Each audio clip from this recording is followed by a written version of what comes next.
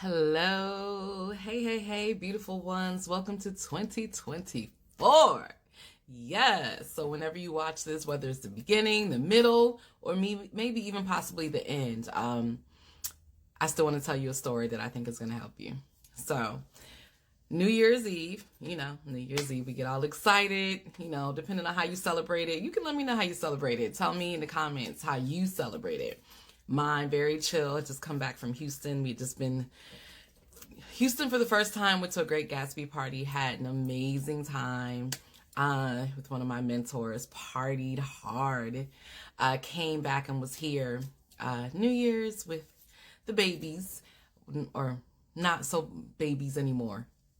Well, ringing it in at home, fireworks. We could literally see the fireworks from our window where we live. Any 4th of July, any major holiday, them fireworks are popping, okay? We could literally at one point see the fireworks from 3 different locations within the same breath. It was crazy. But anyway, so, yay, Happy New Year. Clock strikes, midnight. We're all excited. Everybody's saying Happy New Year. We have our sparkling apple cider and, all that. We've already talked about, our, don't do resolutions, right? But just talked about like what we want for 2024, what we want to manifest. And so the 13-year-old, about 12, 13, somewhere in there, she says, so I don't feel any different. She said, I don't feel any different. Now, how many of you all have been there, right? New year, new you, right? That's the saying, right? That's the marketing, right? New year, new you. Like, just because it's a new year, the clock strikes 12, right? It's January 1st, 2024. All of a sudden, things are gonna, magically be different, right? How many of you have been there? Just automatically, that's just gonna happen, right? No, boo-boo. It doesn't happen. Like my 13-year-old. I don't feel any different. If you don't actually do anything different, you're not going to feel different, right? The change of a clock, the change of a date is not going to create difference. So 3 tips, 3 things that will serve you very well if you take this to heart and actually implement. In order for change to happen, you have to change. In order for change to happen, you have to change. It's not a new year, new you. It's a new year, new change, new you, right? You have to actually change. You have to take some sort of action, right? And so that new year, new you is really not fair. It's like you took a magic pill. Just because the date changed, your life changed. Your life is not going to change just because it's a new date. You actually have to do something to change, so you then will feel different. That's the first thing.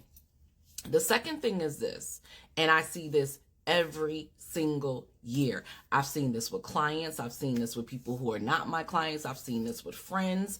I used to do this when I was younger, right? We've all been there. Like, how many of you all have a gym membership, right? And maybe you're not going, or maybe you are going, right? And you absolutely hate January to February, maybe mid-February, January to mid-February, because that's when everybody and their mama who ain't been to the gym in centuries is like the people that go to church on Easter, right? They go like once a year and you never see them again. That's how the gym is, right? You can't stand it because you go to the gym and now you like, oh Lord, all the machines taking, people not wiping down the machines. What's going on? Who are all these people? But January to February, by mid-February, you ain't gonna have to worry about these people no more, right? But they go hard, right? Everybody's in there in the beginning. You start off like, yes, new year, new me, woohoo! And you go hard. And what I want to say is, don't start off strong just to end stagnant.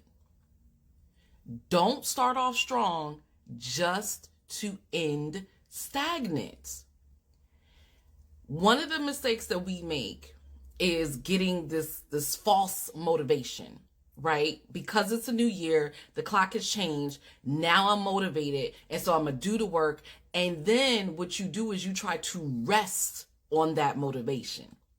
You try to rest on that motivation. So now when you're tired, right? When you don't feel like doing it anymore, when you don't see results, when you wondering, why am I doing this again?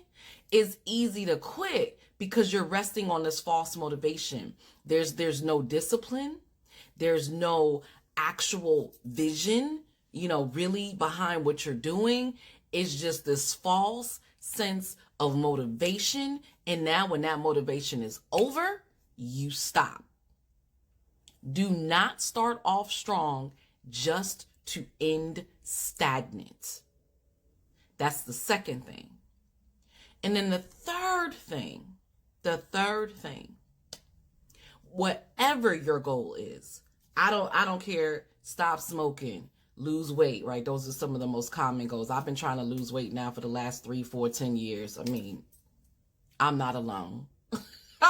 Right? Stop smoking, lose weight, get a boo, get married, get a divorce, have children, right? Like whatever it is, get a new job. Whatever your goal is, hear me when I say this. Whatever your goal is, find a community that supports that goal. Find a community that supports that goal.